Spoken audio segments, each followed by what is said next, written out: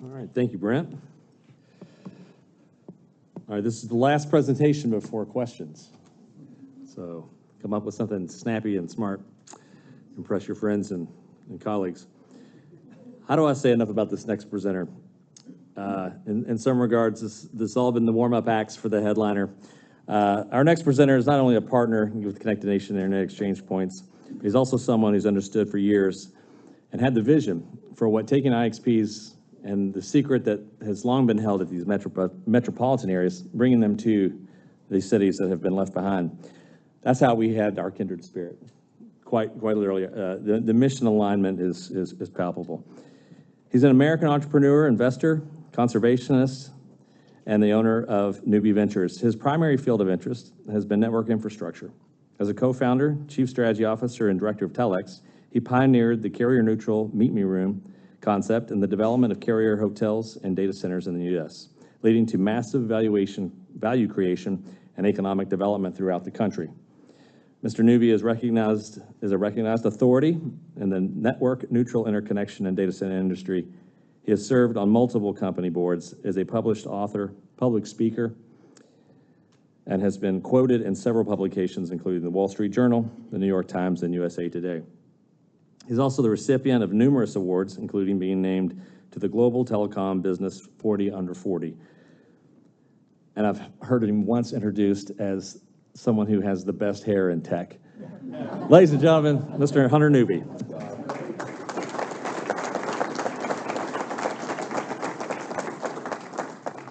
Thank you, Tom. You had to throw that in there. Wow, what an honor and a privilege and a joy, and I'm humbled to be here with you all. Where to begin? Thank you, Tom. Thank you, Brent, Connected Nation, all the Connected Nation folks that are here today. Thanks to Tanya Witherspoon for helping us, and Jade for putting this together, all my friends and sponsors, everybody that's contributed here to put this together. I hope you all like the manner in which it was presented to you today. Thank you. I think in terms of the OSI model, and I'm really glad the way everybody put their slides together, I didn't really exactly look at every slide, but I just kind of said this is sort of how I'd like to see it go, and it went to my satisfaction perfectly. So I think of everything from dirt up, and most people don't know that the internet and the cloud and AI is mostly underground. They think it's in the clouds. A lot of people visually see poles and fiber and splice cases and whatnot hanging off of that. Today, you got a really good education on those network elements. I know some folks in the room are in that business and some other people aren't. We're all tied to technology. We're bound to it in our daily lives with the phones that we have and all the jobs and the work that we do. We rely on this network infrastructure every second of the day, practically. And it's the folks like everybody that you heard from today and more people in the room, and really, truthfully, everyone.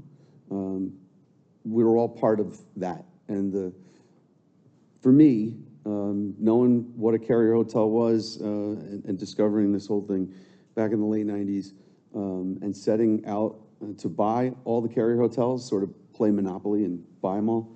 I got a bunch of them in a few different deals, including 1102. But, you know, that's sort of the past now. There's still a path to acquire some other ones in different cities and whatnot.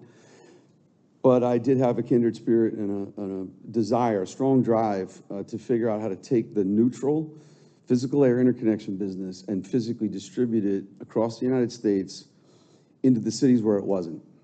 And we're doing that now. And to me, you know, doing a job right, it's how long is it supposed to take to do something right? As long as it takes. So we're here to do it right. Right, Mike? We built a lot of stuff together. So I just got to say thank you all again for being here. This is just the beginning. We're all available to answer questions. We're going to do a Q&A here, you know, with all the speakers so that y'all can ask anybody the questions. This is being recorded, which is great because a lot of folks couldn't make it.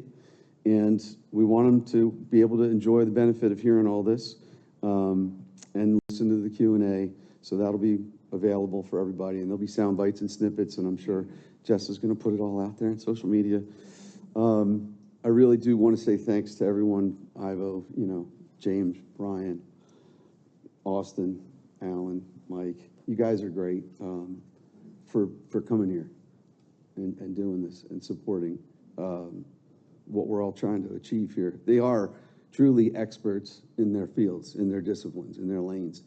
You know, we walked around the campus today. Tanya did an amazing job once again of giving us a tour. I've seen it, and I go back and I tell everybody, this is amazing. You know, you're not going to believe it.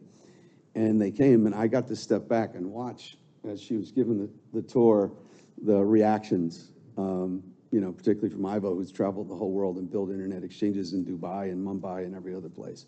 And the amazement of, you know, seeing Airbus here and everything. The reason why this is really accelerating now, which is really serendipitous, is I've had my lane and Connected Nations had their lane, and Ivo's had his, and, you know, my new friend, James, who is the only person I've ever seen build manholes like that anywhere in the world. We're all converging on this, and it's all coming together at the same time with AI. And that's really why Brian and Aaron, got to thank Aaron for being here too. If it wasn't for real-time inference AI and the requirement for low latency, we wouldn't look like the geniuses. Everybody thought we were nuts. Matter of fact, when I told GI Partners, who I sold Telex to back in, whatever, 2006, they asked me what carrier hotel I'd want to buy next, and I said $11.02 in Kansas City, and they laughed at me.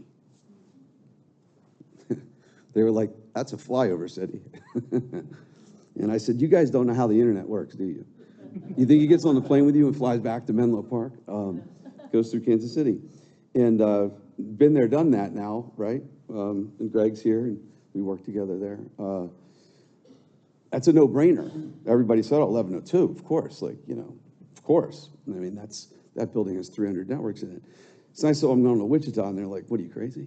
So they're doing it again, and we're going to prove it again.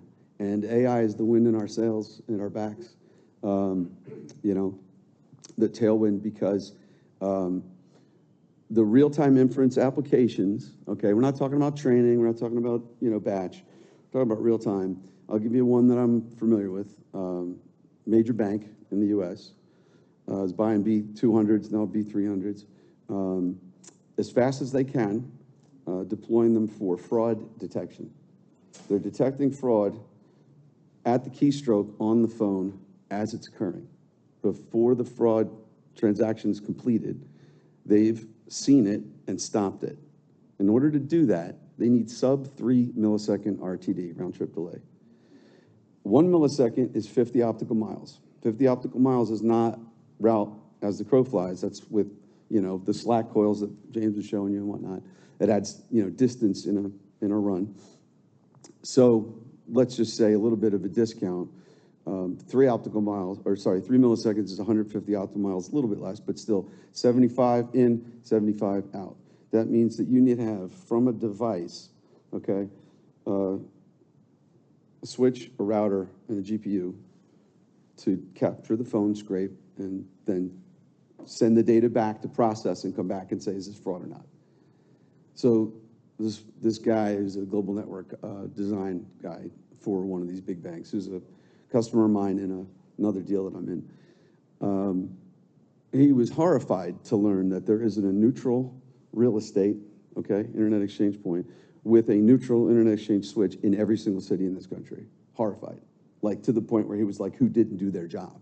And I'm like, that's a lot of capital, that's a lot of time, and we've been waiting for you all to show up with your money to pay us. So since we're landlords, right, IXP, we have to get out there to all the dots on the map that Brent had shown you, and more, but those are the primary ones, the big ones, the diligence that we've done for all the cities, the population density at a certain level with no internet exchange, and then more than 100 miles to the next internet exchange, et cetera. But the customers are banks, insurance companies, healthcare. They all need this low latency for real-time inference. That really didn't even exist. It wasn't even part of our conversation until this year. But yet we started our business together several years ago.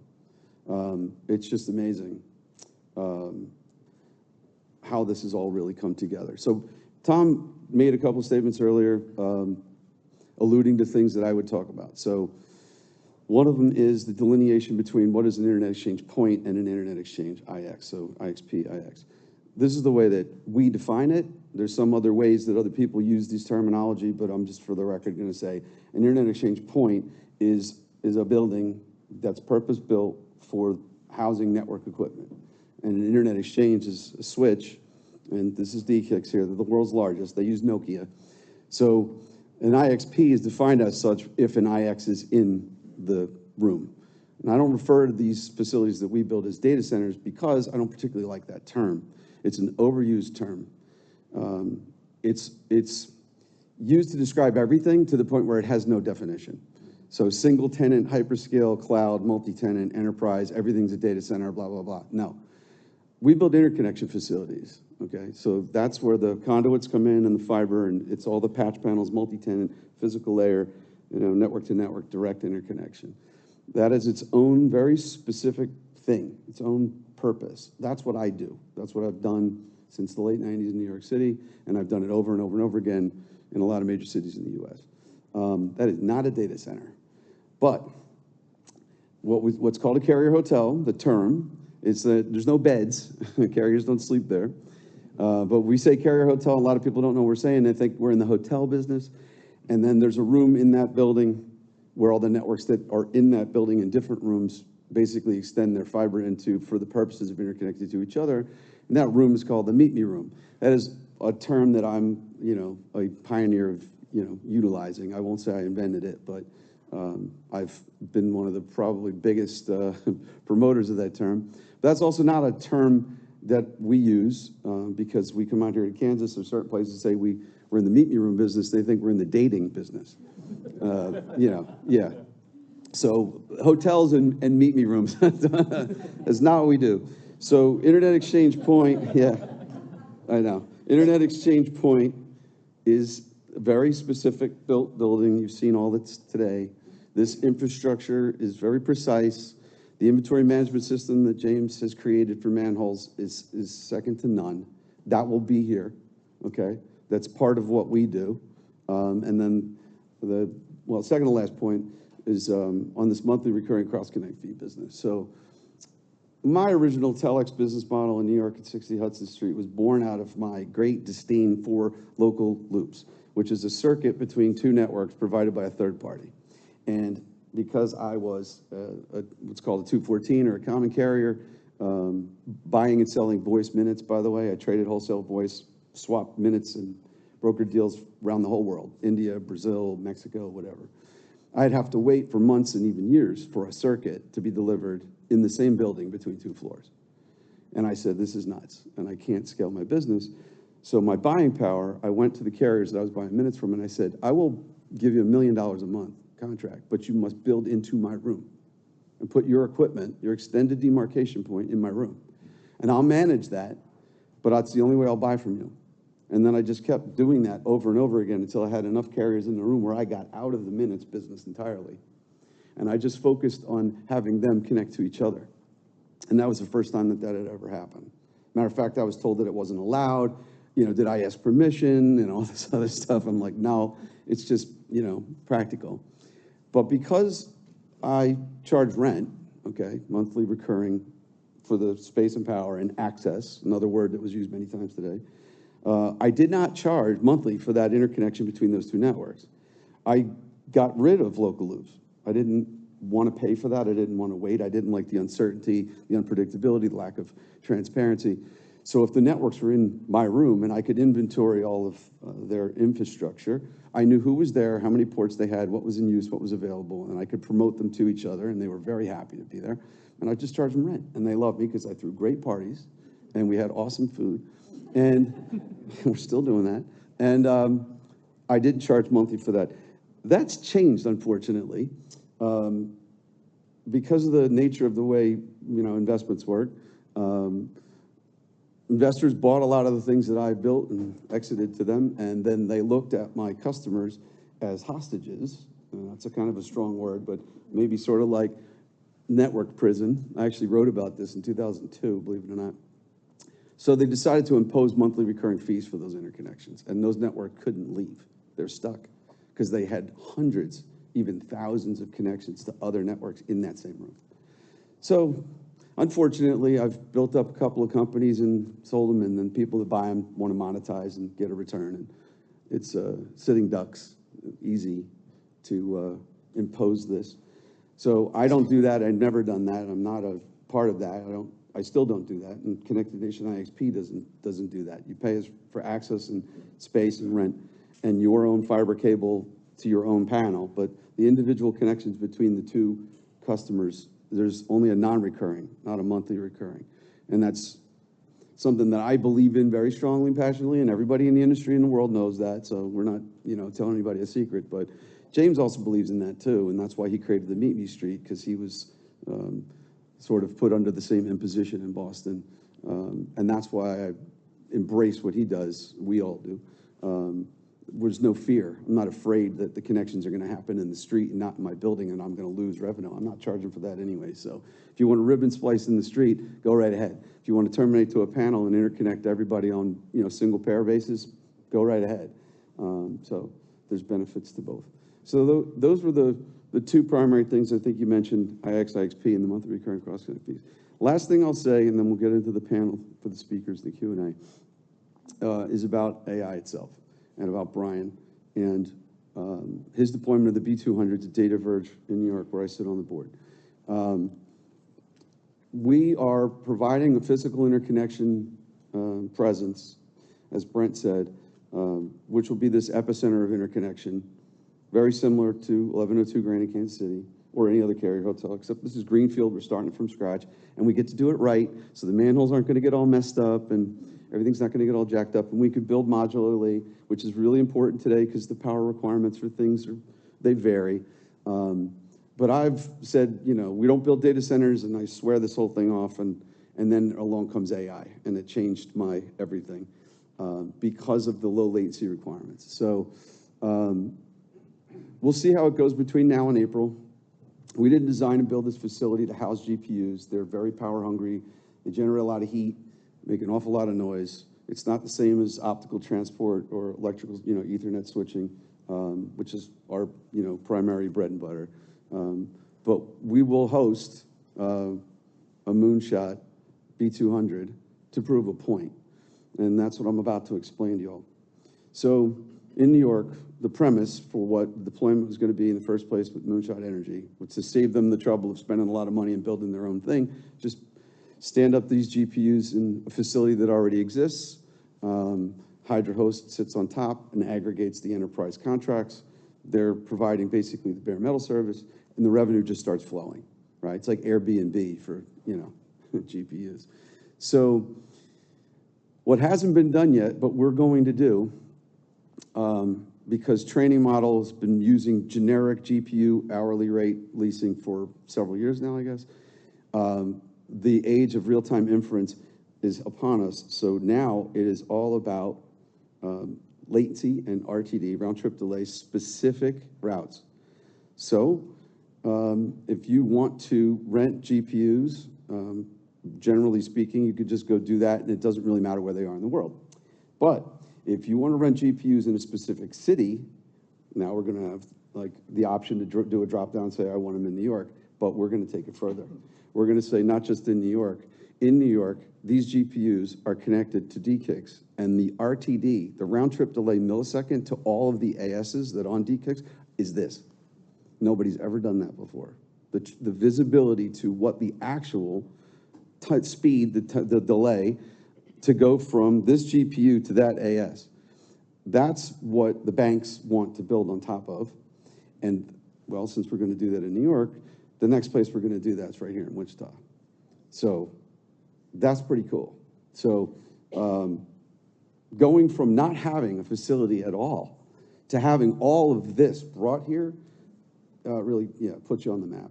So, again, thank you all. I'm honored and appreciate it.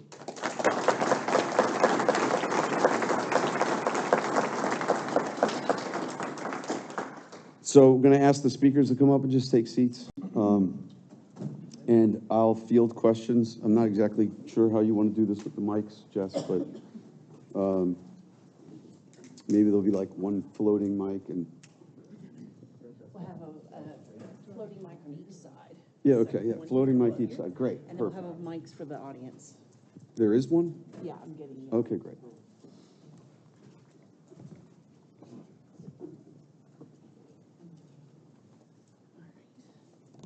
So how are we on time? I just want to make sure. It's, we have about 15? Okay, for the panel. terrific. Yeah, so not a typical panel, because you've already heard from everybody, so this is a Q&A panel. Obviously, this is all for you guys, so everybody heard what was presented today. You have the brain trust here, so does anyone have a question about any aspect of this at all? Yeah, go ahead. Scott. This is for James. So, accountable infrastructure. You've been in the trenches for the longest time, and I heard you explain it very well, but you explained it from your side of the table. Give an explanation to the crowd, because I'm sure some people in here understood you completely, and I'm sure there's a layer of the group that didn't. Explain how this levels the playing field if a new ISP wants to come into town, and they pay the same fixed cost as a billion-dollar company to get fiber infrastructure in the ground, and before they leave the manhole, they take a picture, and they're held accountable to make sure that all the fibers are in the right place, stacked neatly, not interfering with anybody else's fiber. How much of a difference, because you've done it in Boston, and you've come from a smaller player to become a level player with some billion-dollar companies. Explain how that made a difference and why. Well, thank you so much, Scott. That's a great question. So Boston is a very interesting city. If you are, say you're a new fiber provider coming to Boston, there's a huge get in the door fee. So the way it's built is that the existing, what we call CLECs, or the competitive carriers, those guys always complain anytime their access is being delayed by the incumbents, like the power companies or Verizons of the world. And the reality, both in New York and Boston for that matter, it's actually easier for you to work with a dysfunctional, bureaucratic, really large regulated utility. You'll never get anything done, but you're still going somewhere, than these competing carriers that are in Boston or many places. Because what happens with these competing carriers is that they cry when they don't get what they want, but they're not regulated like the incumbent utilities are. So when it's them owning infrastructure, they get emotional. They don't want any competition. They will use every trick under the sun to make sure you never get in. So what happens in Boston is the only way people used to get in is you either buy out an existing fiber provider that held those assets, or there's some weird stuff going on.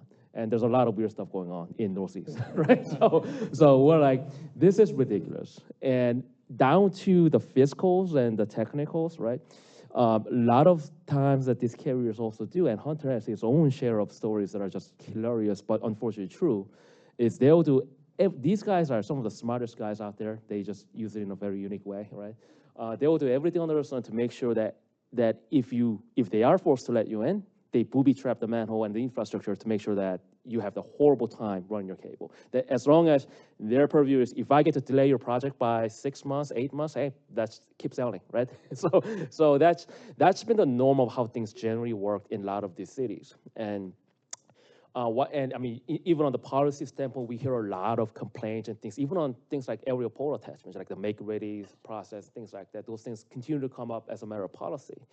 Well, when we saw all of this happening in Boston, we said, there is really no excuse to all of this. And if we develop a system and design it and maintain it, make it maintainable, and the goal, if I were to use one word to summarize the mission of what we do, is access.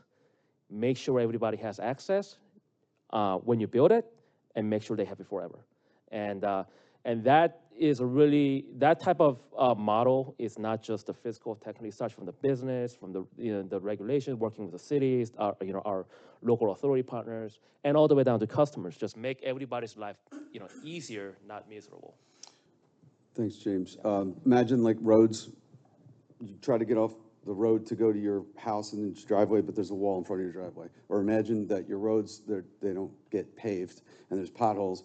That's the manholes that he's talking about, and I've seen plenty of them too. We're not gonna let that happen here. Question. Mary Beth. Specific to smaller up-and-comers in the region, a startup that's building their business model around AI, a startup that's trying to dive into areas where they need more than their 1 or 2 persons worth of computing power. What difference is this gonna make for them, and how will they access this now, world-class hub, as a sort of an outsized user compared to enterprise customers? That's a great question. Since it wasn't really directed at anybody, I'll just sort of preface it and then maybe hand it off. Where I've done this before, where there was a, heavily incumbent controlled sort of duopoly situation,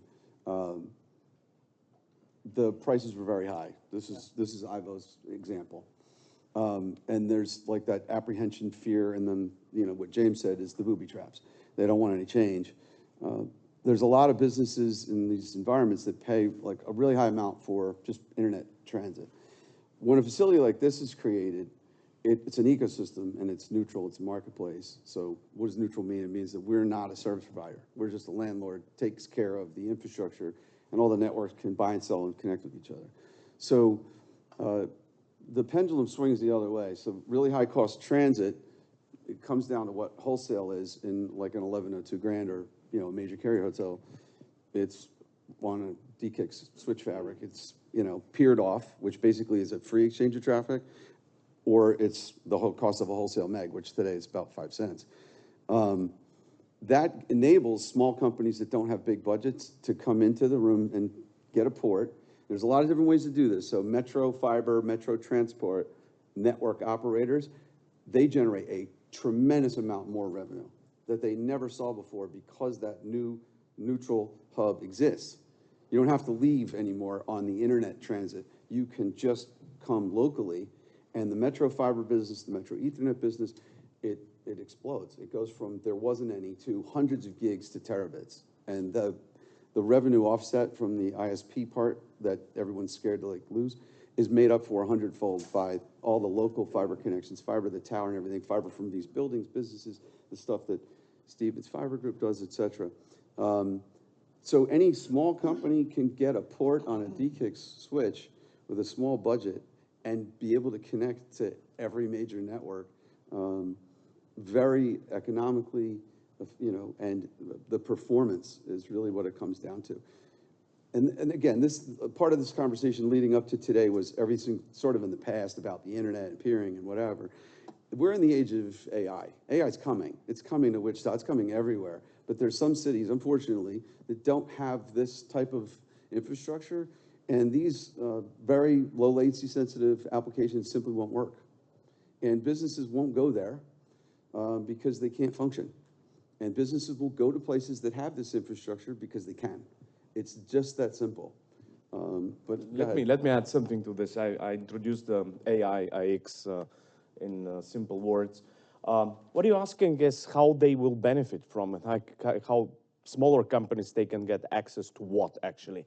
And what we see started happening outside is we see more and more AI inference as a service providers, not GPU as a service only, but also those companies who will introduce the agents, the models they have been trained now in action. And organizations of different types and from different industry sectors will start using those agents. Their predictions for millions and billions of agents, they will be in action. I would say kind of a general agents or industry segment specific agents, agents for specific manufacturing processes, agents for specific visual demand on products, etc. And talking about the immersive internet that goes further and further. So what we will offer in this facility is the functionality of the so-called multi-agent routing, or AI as a service, multi-AI as a service routing. So what is the benefit of? The benefit is that the connectivity to all these agents happens on site, on the platform. So it's extremely efficient. It saves costs because it reduces complexity.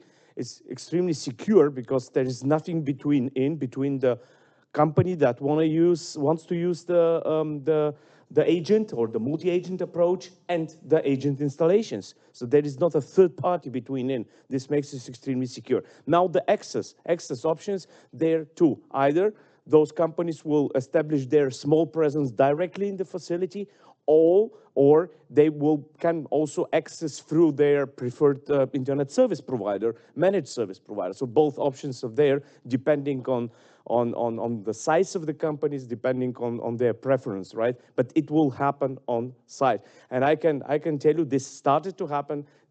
DICIX sees more and more customers now globally from different industries. So it's not about a wholesale business anymore. We have car manufacturers, we have financial institutions connected already to the platform, and we see more and more to happen there. A construction company connected to the platform directly. If you would have asked me 5 years back, do you think a construction company will connect directly to an internet exchange? I would have told you it's a nice dream. Dream this further, but this dream became reality. And why? Because we are in a new era of data controllability. And data controllability leads to digital asset creation, or the other way around. A company cannot create digital assets if the company doesn't control the data journey. So we help to increase the level of controllability of the data journey for security, performance, and simplicity reasons. That's the economic benefit, actually. That help? Good answer. Okay. Yes, question, please. Hi, Michael Barrett. I'm a lifelong Wichitan. This is really exciting. Thank you guys for working on this. Thank you. James, you mentioned regulatory capture. Brian, I think you mentioned some regulatory issues. Brent, this might be a question for you. What's the most significant barrier in the regulatory environment that you're still encountering? In terms of the creation of facilities like this, or? Yeah. Brian. He lives this. Gosh, there are many, right? So, you know, one of the biggest barriers that confronted this project was the capital to build the building, right? This is a greenfield build in a city that has never had anything like this before, right? So if it hadn't been for the support of the State Broadband Office, the State Department of Commerce, the Governor's Office, this project wouldn't have happened. We've encountered many hurdles along the way. You know, there were restrictive covenants on the land, right, that we had to work through. We actually had to get a bill passed in the Kansas legislature to even allow us to be able to build on this property over here. Thankfully, it passed both chambers unanimously. The governor signed it into law. But that was one of the reasons why it's taken us so long to get to this point. So these are not really regulatory things. It's really capital. It's you know, local planning and zoning and restrictive covenants and all of the sort of burdens or bureaucratic things that you have to work through to get a facility like this off the ground. James may have some commentary about what it's been like to do this in a big metro environment like Boston. Sure. Yeah. So, Yeah. Thank you. So, from a regulatory perspective, the primary barrier that we witness in our experience has been just the telecom providers themselves. Before we even get to the regulatory issues, they're just so dysfunctional, so hating each other. They just can't work with each other. Like, they just had. I'm like, guys, at some point you gotta grow up and just accept. And that's the primary issue. The second issue is to expand on Brent's point. So Boston's unique. There's like like 3 cities, right? That's kind of Boston Metro in the core. There's Boston proper, Somerville, and then there's Cambridge. So Cambridge and Somerville are quite innovative cities in that out of all of those 3, Boston proper is quite difficult to work with because the city actually have had a history of policies where they were dealing with all these carriers hating each other before there was even internet, back in the days of community access television of 1970s and all of that. So Boston has a lot of antiquated regulatory policies, if you will. The city is actually fully aware. They are working their butts off, if you will, to try to change and modernize a lot of those rules. Somerville and Cambridge next door have much higher leg up in that they didn't have any rules, and then now they're seeing all this stuff being cleaned up. So they're like, oh, we have a rule book to follow now. So they are kind of like much more advanced that way. So in conclusion, I think in our experience, the municipal partners generally have been very good to work with overall. And I think that part of what we do as infrastructure owners is that this is a community development, right? So it isn't, we're not just here to pull fiber, just sell our network. We understand the impact that our infrastructure has, positive impact. So we are ready to give back to the community, including partnering with the city to do what we need to do to make sure there's infrastructure that everyone can benefit from. From that, generally, the reaction from cities have been tremendously positive overall. Thank you. Jess? Hey everyone, thank you for being here. This is incredibly exciting. My name's Nick Whitley. I'm the CEO of Moonbase Labs, and we're at the application layer from Brent's diagram earlier. We're currently building practical AI agentic workflows for our clients today. How can a software firm help with this movement, and do you have any tips for us at the very top of that layer? Wow. I mean, there's a couple of ways. Brian, you want to? Aaron, yeah. The highest layer we got. So what are you doing? Example, right now we're helping a freight brokerage, thank you, pretty much pull details from emails and generate quotes using AI at the current moment is an example. And you just want a perspective of what would be the greatest moat for you to build? Not necessarily. There's multiple software firms here in Wichita, and I think we're all excited about this. It's what can we do at the top layer to help move this forward? Yeah. Yeah, I mean, one is that you should presuppose that there's not going to be much specialty in any given model. Models are going to be commodities. The second is that you should assume that the trajectory of infrastructure is to sovereignty. So enterprises, they already bias towards sovereignty because cloud's hard for them to understand despite it being so big. So the enterprises generally are drawn to the idea of owning CapEx and being able to depreciate it because they can take that and put it somewhere else, especially with the big beautiful bill. 100% is a lot to take in the first year, so they're already kind of naturally drawn to that. So I think that for any kind of endpoint software application, it's more of a managed services deployment than it is a straight up SaaS product. And I had this I don't know when I gave this talk, but someone asked me who's going to make the most money in AI. It's there's a Peter Thiel rule. He's an investor in my company that who makes money is who has the attention. So obviously there are two really big ones, which is NVIDIA and OpenAI. So they'll make money. So semiconductors will make money. The second group would be data centers. They'll make a lot of money. The third, which people thought was a hot take, but I still stand by it, is actually managed services companies. Because nobody really understands exactly what's happening, but they just see something happen. And in terms of LLMs. And so fundamentally, it's because it's essentially non-deterministic machine learning. That's what it is. So it's beneath quantum, not quantum, but it's probabilistic. So in that world where you're trying to adopt it as an enterprise, that sounds uncomfortable, probabilistic, because your whole idea of an enterprise is deterministic. You have a top-down function, you try to limit variability between different stacks of people and different stacks of operations. So that means that the way that they'll probably adopt AI is through a COIA, which is McKinsey, right? Well, McKinsey told me to do it, right? So that's the way I think AI is going to go out into the world, is that software platforms are really become managed services companies that become COIA for people to top-down execute. Think of it as this is not Slack. This is OG enterprise infrastructure back in the 80s and 70s. That's actually how this stuff is being adopted, where the CEO, CTO is we're doing this, and then everyone does it. And so that's where if you're building an endpoint customer service, kind of the way you treat it.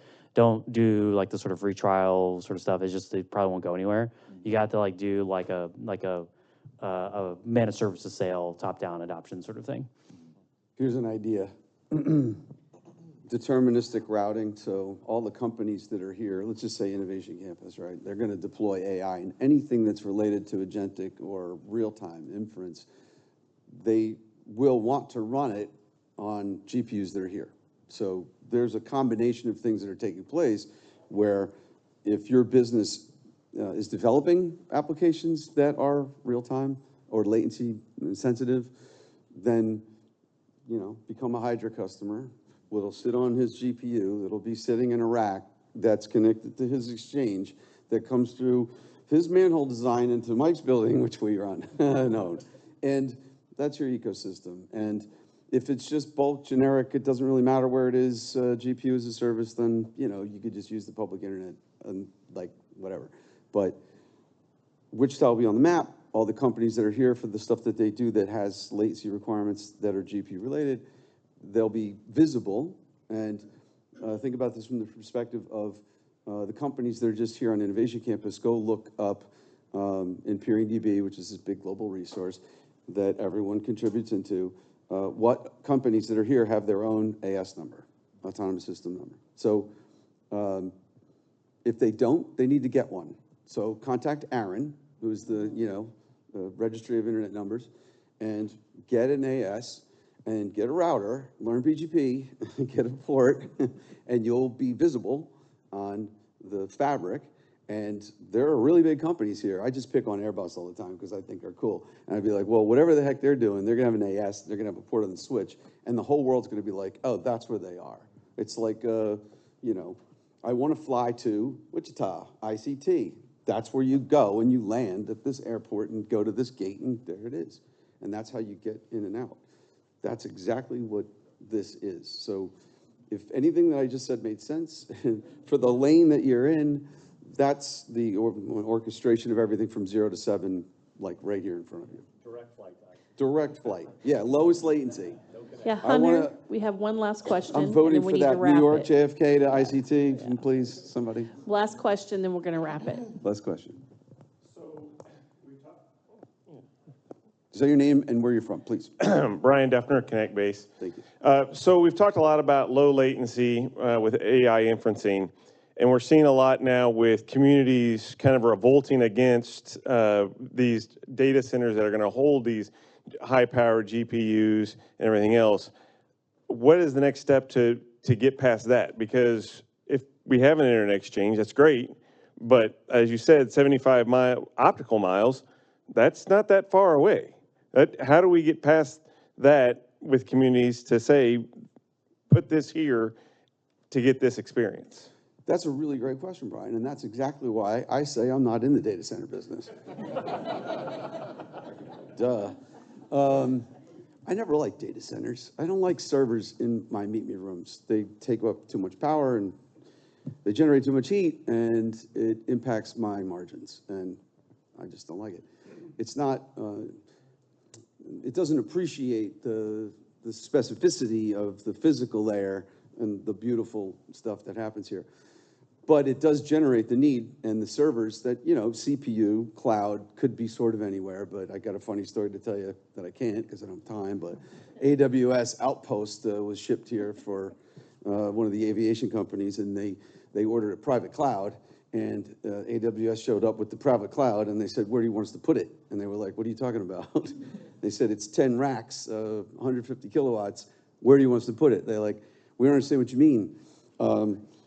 Aren't you going to just give us like a link and a password to log in? It's in the cloud, right? They're like, it's on the truck outside, and you got to put it somewhere. They're like, well, we don't have a place to put it. That's a data center application. So, of course, the guy that was stuck in the middle of that called me and said, hey, can we put our stuff in your building? I said, hell no, that does not go in here. So the interconnection facility, Internet Exchange, does create this data gravity interconnection hub, and data centers hive around these points. Carrier hotels generate dozens, if not hundreds, of data centers. They're different. It's somebody made the reference to the brain and the heart. They're both part of the body, yeah? But is the brain the body? Is the heart the body? No. They're different, and they have different functions. The brain's up here, it's in the skull, that's kind of like the data center, and the heart is like the Carrier Hotel, and the veins are like the fiber. So I'm in the heart business. So you brought up a really great point, and I've talked to Tom and Brent about this for years. I'm going to give it to Mike. I don't want to talk about this because NIMBY was coming, not in my backyard for towers, not in my backyard for data centers. And everybody's all scared about the power's gone. Oversubscription, which is true, in many places, it's been oversubscribed. But you're smart, this is Kansas, you haven't had this problem that Loudoun and Prince William County in Virginia have had and other states. You can do it the right way and manage it appropriately. You don't give away the farm, you know, to whomever, because I don't know, I don't want to pick on any names, but some hyperscaler would come and say, we're going to build a gigawatt thing here. And if you're a state that's never had this problem, you're like, oh, let's do this big deal, right? But a lot of these states and the governors gave away big tax breaks, incentives and stuff to attract data centers because they thought it was going to make the internet faster locally. Those two things have nothing to do with each other. These big data centers that were built in states that sucked in all this power and water, backhaul to an interchange point in many states away in many cases. So, Mike, you want to add something there? Just that data centers fit hand in glove with internet exchange points. It's a different animal, clearly. And, but I would say, you know, let's say if you had a forward-thinking university, you know, here in Wichita, if you know any, and they wanted a high-performance compute data center, you know, for their own needs and also to attract grant money. And then there could be another segment of that data center for vendor use, sort of traditional co-location, and it was focused on high-performance computing. It just seems like that's an accident waiting to happen here in Wichita, perhaps, is a high-performance compute data center with the right characteristics. Now, it's true that data centers do guzzle a tremendous amount of power. The art of the possible with data centers is if you need this much power to support, you know, your IT load, the trick is to have the minimum amount of power to be able to support that IT load. Traditional data centers, that's called PUE, and traditional data centers, you know, run at a factor typically of north of 1.5. We're getting PUEs down less than 1.15. So the only thing we can do as data center providers and, you know, towards reducing carbon footprint and energy consumption is just make them uber efficient, which is a really core tenet of what we're doing. But yeah, I would say Wichita is ripe for a high performance compute data center. Let's do it right. I'll give one more addition there. So data center development in general, right, in America right now is obviously a hot topic. The way that you go about, right, obviously for all of us here today, being respectful, right, and ethical is, you know, who you are. And I think the team that's been put together and just going forward, right, is how it's presented to the people in the community. The counties and what have you are all going to have a say, right? There's going to be naysayers. You're not going to be able to please everybody. But, you know, we would do deals up in, you know, the Dakotas, right, or areas where there is deficiencies, where those counties might not have school money or tax money, right, to help. And sometimes what we do is we would impose a self-inflicted tax, right, depending upon where that community or county is being deficit to help offset, right, that ask of what we're doing, which is taking land and power. And in addition to that, there are multiple ways, right, to offset the look or the facade or the noise, right, which obviously comes with a lot of this stuff. So there are multiple ways to offset the concern of power usage, but I think the biggest thing as well is employment, right? What is the community getting out of the data center? And that's knowledge and experience and the ability, right, to go in and see it, touch it, feel it, so. Excellent point, Brian. And I think we're in the presence of someone who's an actual master at bringing businesses to a campus for workforce development. So maybe there's a structure there for attracting data centers if they hire people. I don't know, you could probably figure that out. And we can allocate the power to the people that actually hire people here and don't just give it away to companies that backhaul their data to some other city or state. Are we good? That's it? Okay, thank you.